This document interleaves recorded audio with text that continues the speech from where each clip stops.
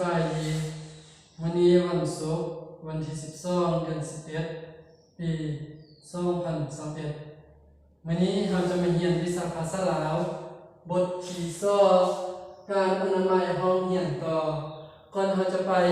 เรียนอาจารย์จะทวนคืนบทเรียนเก่าว่าพวกเราเจออย่างใดเกี่ยวกับบทเรียนที่ผ่านมาอุปกรณ์ของการอนามัยห้องเรียนมีอย่างใดมีใครตอบได้เนาะอาจารย์ว่างว่าพวกเราจะตอบได้อุปกรณ์ของการอนามัยห้องเรียนก็มีผ้าเช็ดผ้าเช็ดแล้วก็แนวชูพื้นแล้วก็ทั้งขี้เหงื่อแล้วก็ปล่อยกวาดแล้วก็ไม้ปัดใหญ่แมงมุม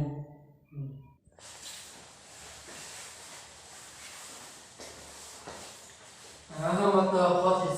3อ่านแล้วเติมคำศัพท์หรือวลีใส่บอนบานจะมีอยู่ขี้เหงื่อชูพื้นว่างไว้ปัดส่วนตัวอย่างยกตั้งว่างไว้ถึงโต๊ะแล้วจัดวางให้เป็นระเบียบข้อที่1เอายังมาเติมใส่ขี้เหงื่อออกจากกองโต๊ะก็ต้องเป็นป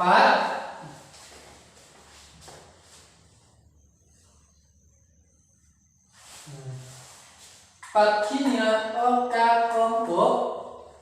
ที่2กวาดแล้วยังมาเติมใส่อยู่พื้นห้องห่มเข้ากันขี้เหงื่อเป็นบ่เอาขี้เหงื่อมาเติมใส่ขี้เหงื่อ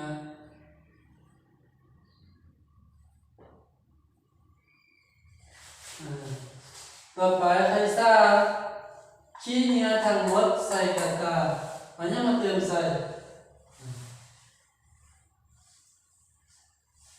ส่วนขี้เหงื่อใส่กระดาษเอาส่วนมาเติมใส่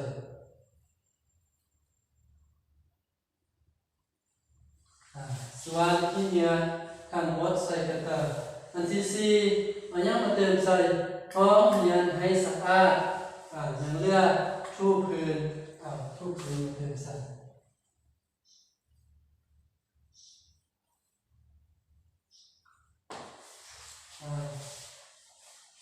โบราณเมืองหุบผาโบราณเทียนยังแดหุบที่1เป็นเคยเห็นย่างหันแล้วก็หุบที่2แล้วก็หุบที่3แล้วหุบที่4แล้วก็หุบที่5หุบที่6เบิ่งหุบที่1เด็กน้อยนอนตื่นบ่เรียกว่าเด็กชายนอนตื่นหุบที่2เป็นเห็นย่างหันเด็กชายผู้มุงหรือว่าเมียนมุงบ่หุบที่3เห็นอย่างนั้นเมียนบ่นอนมอนบ่เป็นต้นมอนแล้วหุบที่4เด็กชายเห็นอย่างนั้นดึงทับหูบ่แล้วก็หุบที่5เห็นอย่างนั้นเป็นมอนบ่หุบที่6เห็นอย่างนั้นพับมอนมันบ่เดี๋ยวพับห่ม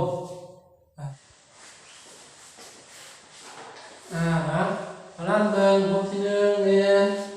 เด็กชายตื่นนอนบ่หุบที่2เป็นอย่างนั้นกู้มุงแล้วพับไว้หุบที่3เป็นอย่างเอามอนและผ้าห่มออกจากบ่อนอนหุบที่4เมียนดึงพับหูให้เข่งหุบที่5ยกมอนเต็งมุงไว้ทางหัวบ่อนนอนหุบที่6วางผ้าห่มที่พับไว้ทางตีนบ่อนนอนเป็นเนาะ